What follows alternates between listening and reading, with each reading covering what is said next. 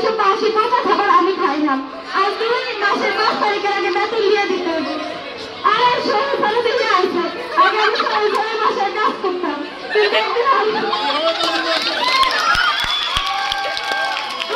একটা ক্লাস করে ফাঁস করে বলে ঠিক করে ভাইয়া স্যার আমার কাজ থেকে বাইর করে দিয়েছে। তাতে কি এখন আমি আরো 2 জন ফলে বসে কাজ করি, আমি ফলে বসে কাজ করি, আমি ফলে বসে কাজ করি।